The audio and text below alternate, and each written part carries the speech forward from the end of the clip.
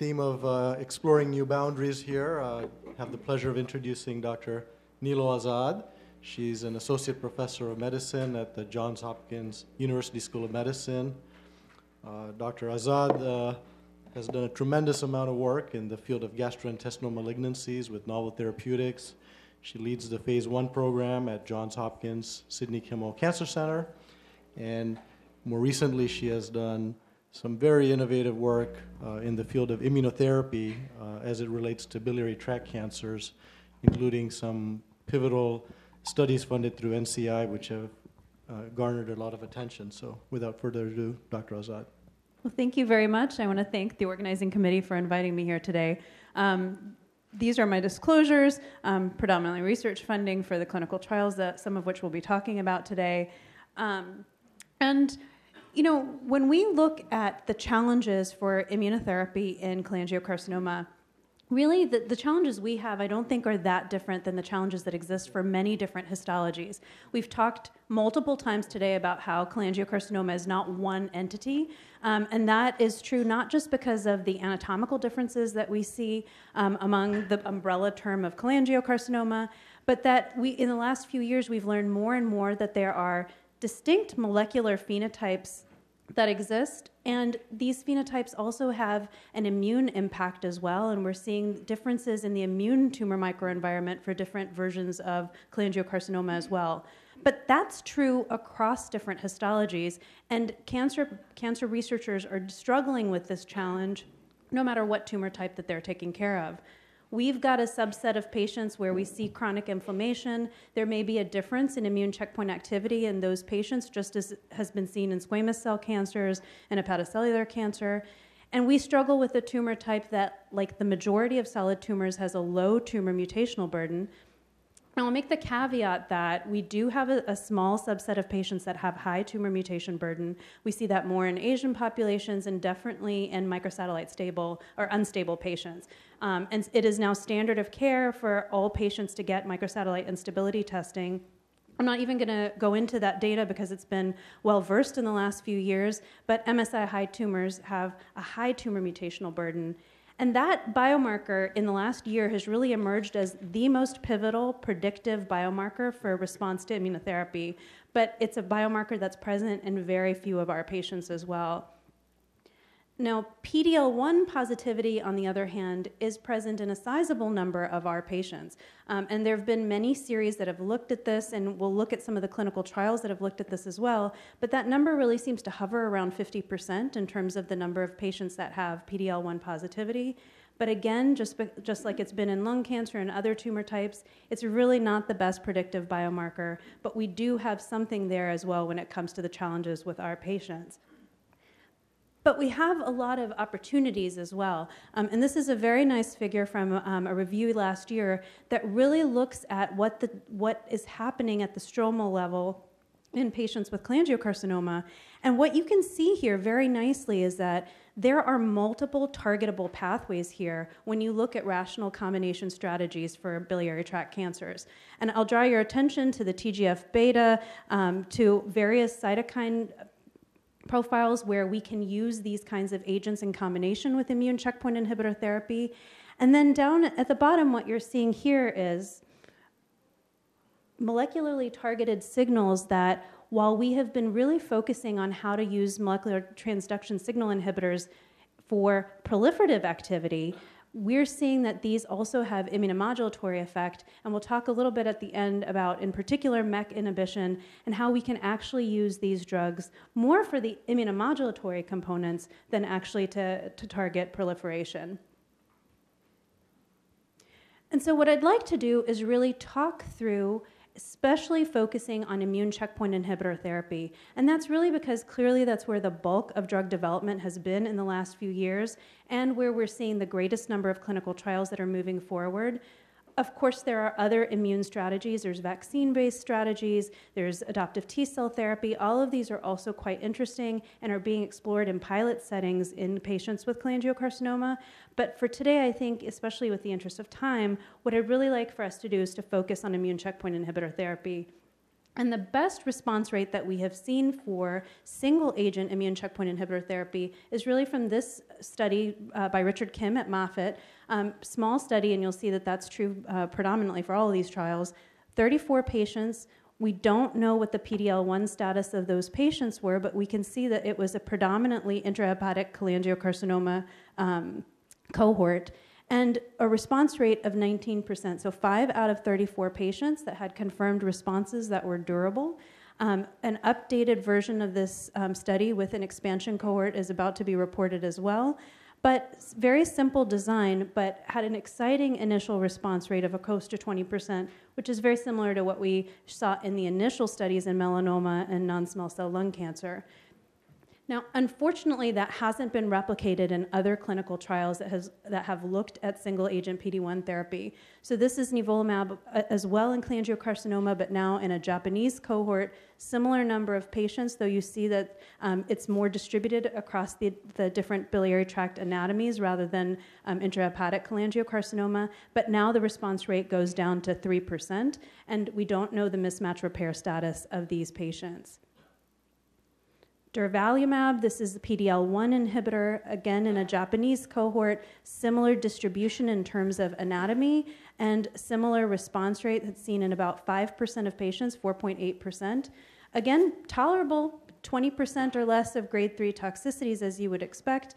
And here we start seeing that prevalence of PD-L1 positivity that we'll see chronically across these studies, which is around 59%.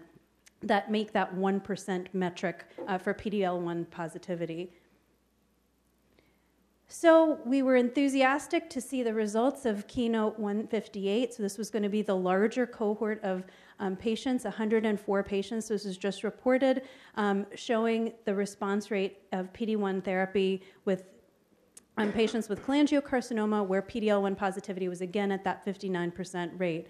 These patients did not have mismatch repair deficiency, and as you'll see here, 5.9% confirmed response rate. So this was a bit disappointing. We've got responses that are seen. In the patients that respond, they hadn't reached the duration of response. So if you get a response in these patients, it is durable, but not really at that 15 to 20% mark that we'd really love to be able to build on.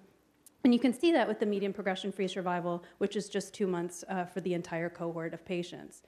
So in summary, I'll mention again that all patients should be tested for mismatch repair deficiency because these agents are very active in the 1 to 2% of patients with cholangiocarcinoma that are MSI high.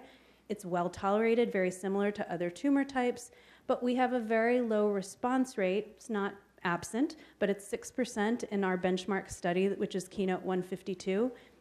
And much to the conversation we were just having about pooled analysis versus subsets, both anatomically and in terms of tumor genotype, these analyses have not been broken down by anatomical subset or by tumor genotype. So some of those data are going to emerge as we start pooling data across different studies to really try to identify which of these patients might respond better. Is it the patients with DNA repair defects that respond better to single agent therapy? Those are questions that really haven't been answered yet.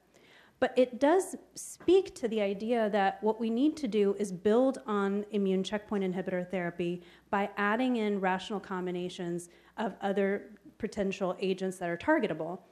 And so very reasonable to first look at putting these drugs up front. So this is a small study, 30 patients combining nivolumab with gemcis. Here, the response rate was 37%, but in a non-randomized trial, this is a challenge to really know what this means. High number of adverse events, so grade 3 AEs were over 90%. Most of these were not immune-related toxicities, but neutropenia, thrombocytopenia, as you would expect with gemcis, and a randomized trial of this strategy, PD-1 plus gemcis versus gemcis alone, is presently accruing. So we'll have a better sense, because what you really need is a randomized study, especially in the first line, to know if there's really any difference when you add the PD-1 inhibitor. Now, the durvalumab study that I mentioned before had a second arm that enrolled a combination CTLA-4 inhibitor, TREMI, with durvalumab. In that same study, the response rate was 11%. Remember that the response rate to just durvalumab was 4.8%.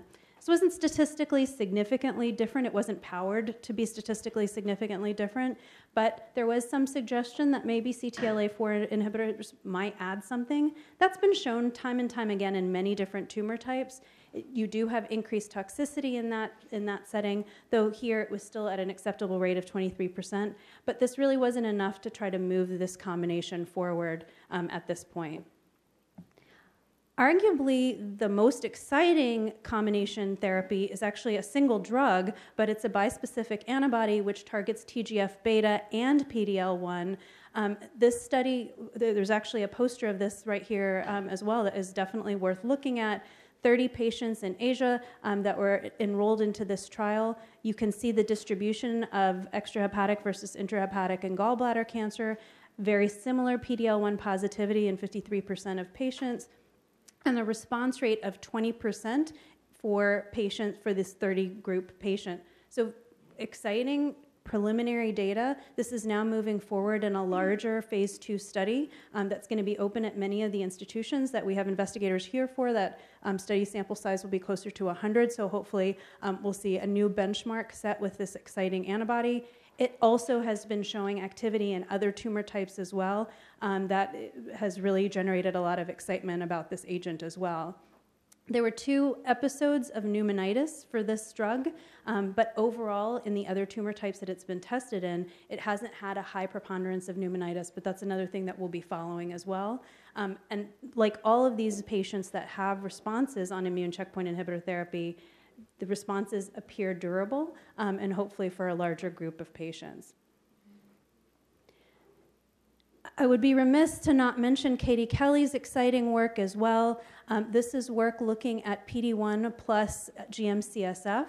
This trial was initially reported a couple of years ago showing GM-CSF in combination with pembrolizumab in patients that were either microsatellite unstable or microsatellite stable, but a response rate of 19%. Only one of those patients was actually MSI high, so 4 of those patients were microsatellite stable, and Dr. Kelly is presently building on this with an expansion cohort of 15 added patients, and much to their credit, they are incorporating paired tumor biopsies and serial blood into that study to really try to learn what's happening with the incorporation of GM-CSF. Because in the immunology world, often the incorporation of cytokine growth factors is a contraindication on clinical trials. And I think this work is really interesting to try to figure out why this might actually be different and it might actually be of positive benefit. And you can see again that once these patients had responses, they were quite durable.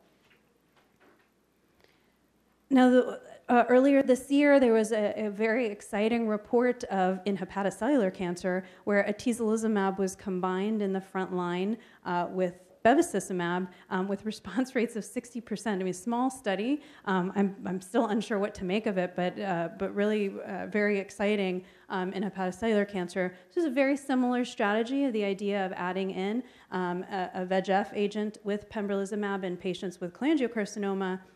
This did not include gallbladder cancer patients, but was again a small study, but the response rate was only 4%. So unfortunately not that same kind of 60% response rate. These were pre-treated patients in the HCC study. Those patients were treatment naive, but still this is not a strategy that looks to be moving forward. And then a last few slides on some emerging strategies where we've got some biological basis to try new combination strategies. In particular, this is work that our group is doing. So this is working on using epigenetic modulators in combination with immunotherapy to sensitize to bile duct cancers.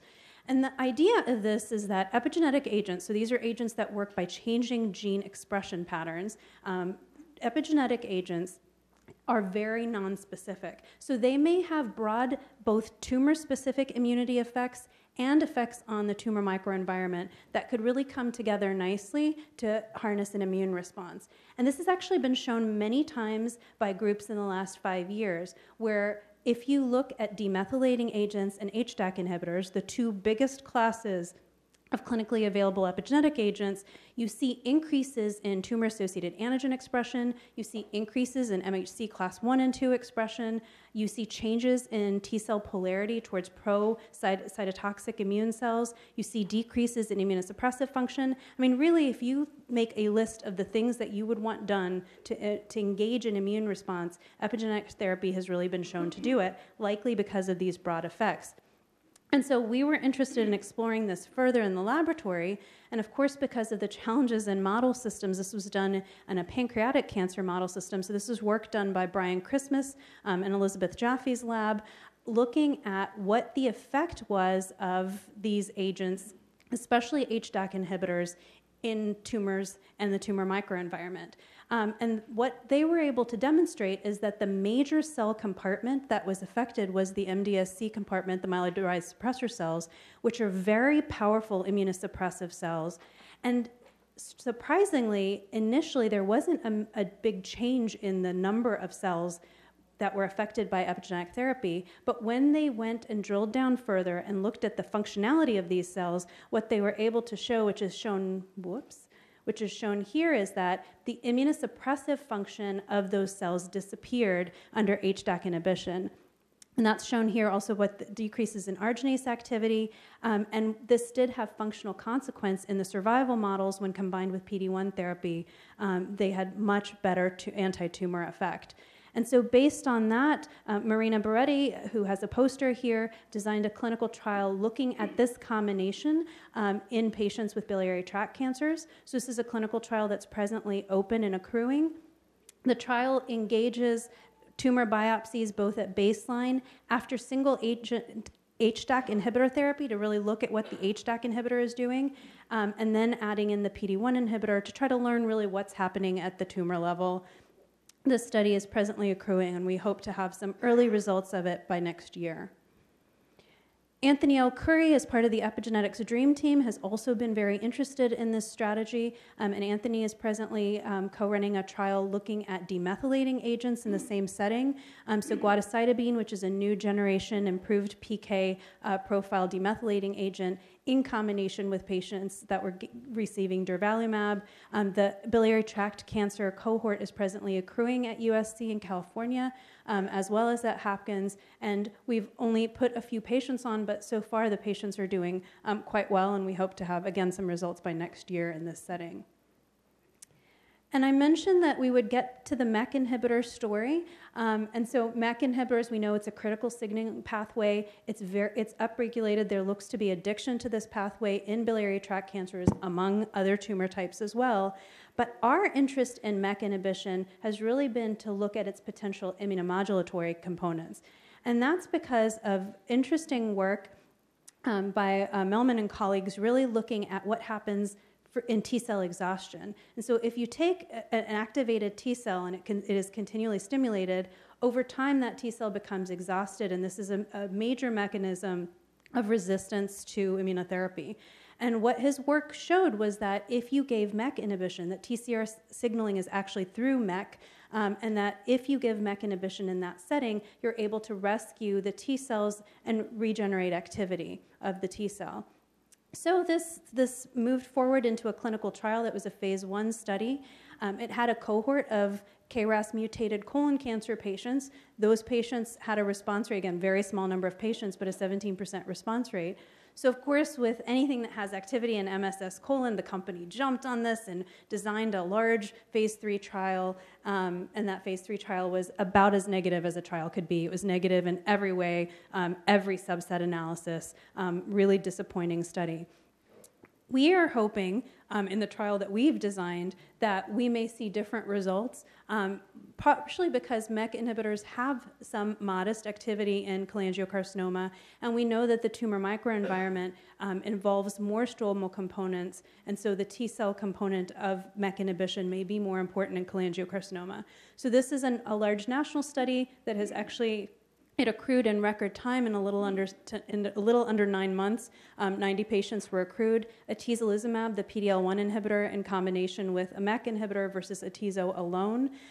This trial is R01 funded under Greg Lazinski, who is going to be doing a lot of really interesting laboratory work looking at paired tumor biopsies as well as blood samples to try to really understand what's happening. And we hope that whether or not the trial is positive, clearly we hope for a positive signal, but that we'd be able to layer on top of that based on the data that we get. And I think that's what's really important about all of these trials, is that negative trials can be built upon if we build the right laboratory correlative work in at the beginning, so that we can then build on it and add other agents as needed. And then lastly, I'll mention stromal compartment modulators as well. So anti-CSF1R inhibitors are in the clinic now, and there's a lot of interest in using them in tumor types that have a strong desmoplastic component, like cholangiocarcinoma does as well. They really function in terms of suppressing TAMs. And so because of this, this is an interesting area for patients with cholangiocarcinoma as well. And so Adrian Murphy actually has, I think, a really nice trial and a really nice space that we should be using more and more, which is the window of opportunity before a patient goes to resection to try some of these novel therapies so that we can really learn what's happening. And so in the month before a patient goes, who has resectable disease, in the month before they go to surgery, these patients get treated with either PD-1 or PD-1 plus an anti-CSF1R, and then we get a big tumor sample compared to the biopsies that we're relegated to in the metastatic setting to really try to understand what's happening better in those tumors. So what are our next steps? We need some biomarkers to understand and pick which patients we should put on these clinical trials. We've got mismatch repair deficiency, but we need some better biomarkers. We need to understand what to do with patients that do have a specific molecular phenotype that's targetable. Dr. Goyle is about to come up and start speaking about some of the really exciting data that exists for patients that have particular molecular mutations. How do we sequence immunotherapy components with that? Do we combine them? That's an important component as well. And then, of course, some of these other agents that are out there and other strategies that are immunomodulatory. How can we look at some of these strategies in our patients that have biliary tract cancer as well? And so in conclusion, I'll again mention microsatellite instability should be standard of care testing, but we know that we've got limited single agent activity of PD-1 therapy, but they are there. They are something we can build upon, and we really need to focus on collaboration when it comes to these small and rare tumor types. We have the ability in this kind of a research community to be able to collaborate across institutions to really be able to enroll these patients. And I'll leave you with this one final slide. So a year and a half ago, the ICRN sponsored an immuno-oncology working group. That working group has been very successful. We have monthly calls. We have been able to put in concepts. We are trying to bring up junior investigators and allow them to be dedicated to cholangiocarcinoma as well, and really focus on what we might do in the laboratory as well. And so if there is any interest, it's a very US heavy. In fact, it's only US heavy right now. But I think this conference, more than anything, shows how much we need collaboration from our Asian partners. And so please feel free to reach out to us, and we would love to incorporate some more international flavor. Thank you.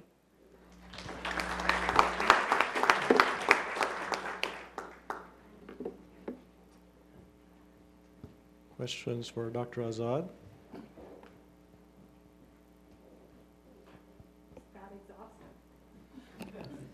Nilo, I have a question for you. I mean, for us as surgeons who really look to see which patients should we operate on, aka can we find the winners, what is the role for immunotherapy for neoadjuvant therapy? Can we actually use some of these mutational strategies to say who can we select for surgery, or is it too early for that? I think in terms of making surgical decisions, it's too early, but I'll reemphasize, so again, taking out the MSI high patient. So if you've got an MSI high patient and you need a response to get a better surgery, those are going to be great patients to give immunotherapy to. For everybody else, I think that what we need is to really be collaborating with our surgeons to build these window of opportunity studies, because I think when we have a tumor type where it's so difficult to get tissue once the patient has advanced disease, that's just a key time where we can really learn and build on what we're already trying to do in the metastatic setting. Nilo, can you comment on hyperprogression?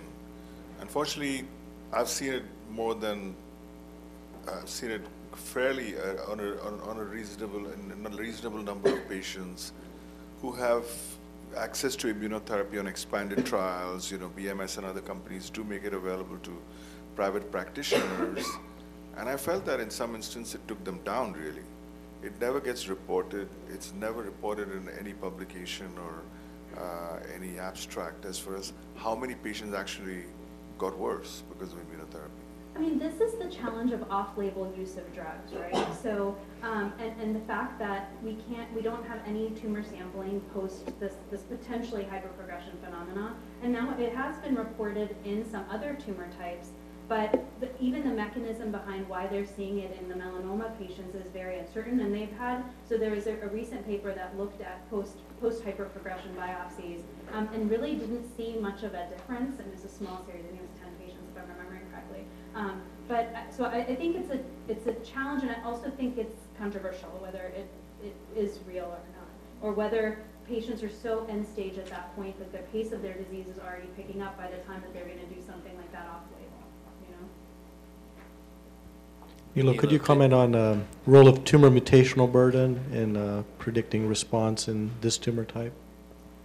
So TMB, you know, Matt Hellman's work that was published, I think, in Cell earlier last year, really showed that of all the interesting biomarkers that exist, that TMB has the tightest correlation with response to therapy.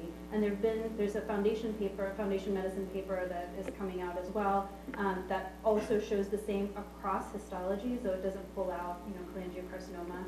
So I think the big question at this point is what metric to use for that, which some trials are using 10, 15, and 20 per megabase. I think if you've got a patient who's at the 15 to 20 mark, that it's a place where I have had no struggles trying to use an off-label use of the agent. I think when you're at that kind of 10 level, those are kind of the ideal patients that you might want to enroll in clinical trials. And I think, as was shown earlier, there are a fair number of trials that are open now at major centers and whichever, you know, kind of whatever strategy that they're looking at. So that's how I kind of segregate the TMB question right now. Okay, thank you.